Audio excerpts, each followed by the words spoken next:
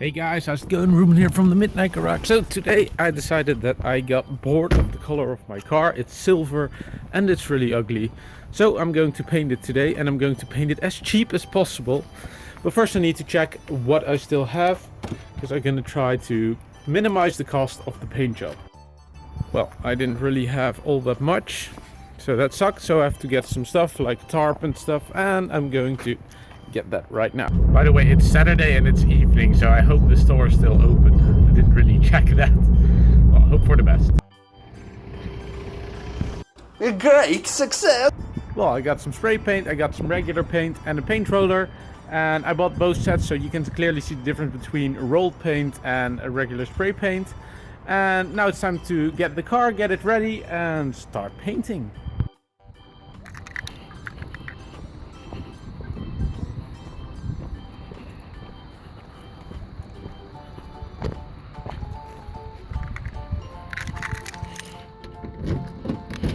Here, as you can see, paint looks like crap and it really needs a new paint job. Well, as you can see, the paint of this car is horrible, and that's why I'm going to paint it for cheap. I actually had planned to paint this car professionally beforehand. I even have the paint for it and everything, and there was one guy who was supposed to get rid of the rust for me and fill up the dents and whatever, and he never showed up. And then somebody had to borrow the car for a while, and then we missed the deadline to actually spray paint it in the paint booth. And basically a couple of months later, the car still looks like this. And now that the wheels that I put on it recently don't fit, I need to widen the car, so that's going to take even more downtime, and the car will look really messy for a very long time. So I figured, why the hell not spray paint it for now and paint it with a paint roller, and then as soon as everything's fixed, get everything off and then professionally paint it. Okay, the first thing that needs to be done is to get as much trim off as possible. Now that all the easily removable parts are all off, it's time to mask the things that don't need to be painted, and then it's time to clean the whole car. Okay, all done! Before we start this, the main advantages of painting your car like this is that it's ridiculously cheap to do so. If you're bored, you can easily swap the color and put another color over it. And it's really easy to mask it because you only get as far as the roller goes, so you don't need to mask off the entire car. The main disadvantages, however, is the fact that your resale value of the car is pretty much zero after you're done. And if you want to properly paint your car after you've done this, like I am going to do, you need to take everything off, and that's going to be a whole lot of work. But you know, that's a problem for future me. For now, I'm just going to paint it.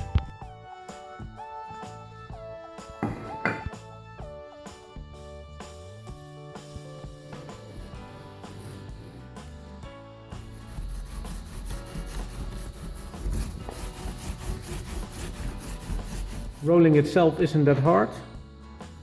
It's just the case that all the thicker layers are spread out as much as possible, so that you have an about as even as possible layer every time. And this is the first layer. Looks like shit, don't worry. There are going to be more layers, and then sooner or later it's going to look good. Or at least as far as it can look good when you apply paint with a paint roller on a car. This is usually the point where I think, what the hell did I just start? But you know, the show must go on.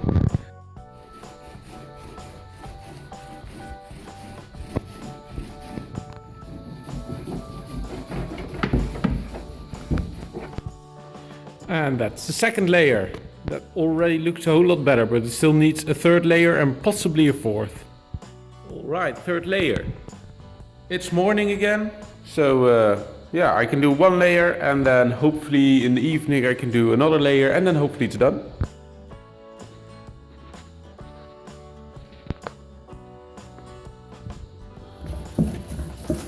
Well, I'm not gonna lie, but this color has turned out to be a bit brighter than I originally had in mind, but let's hope that once the color actually settles, it's a bit darker again, but we'll see. And now it's time for the final coat. Now I do hope that this is getting a bit more yellowish, because that was the color I had actually ordered and not the broken white that it is now. But if it is, then well, too bad. It was like $40, so who cares, right? Getting there. And that's the final color. I'm going to let it dry now, and I'm going to take the tape off, and then in 7 hours, 8 hours, it's probably dry enough for me to put all the trim back on, and then I will see how it looks.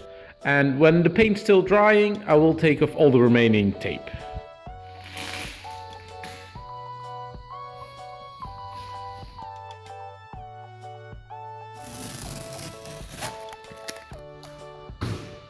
Nailed it!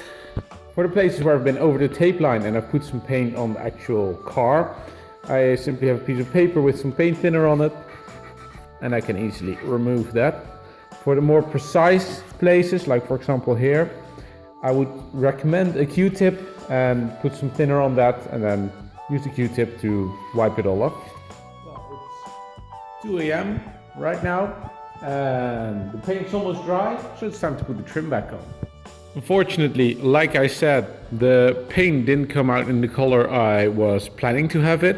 So the trim is actually slightly more yellowish, as you can see. The proper way to have gone around this problem is to have the paint dry up, then take a panel off, take that to a specialty paint shop, and let them read in the color and make special paint cans, aerosol cans, with the correct color.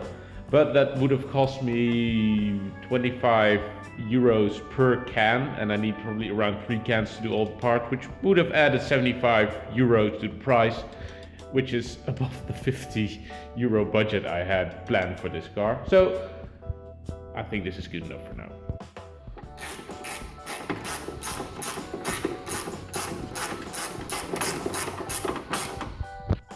Now you can see what I mean. This was supposed to be the original color, and this is how it turned out. Now I like that color, but it was supposed to be a bit more yellowish. But you know, hey, I spent less than 50 bucks on the entire paint job, so I can't complain.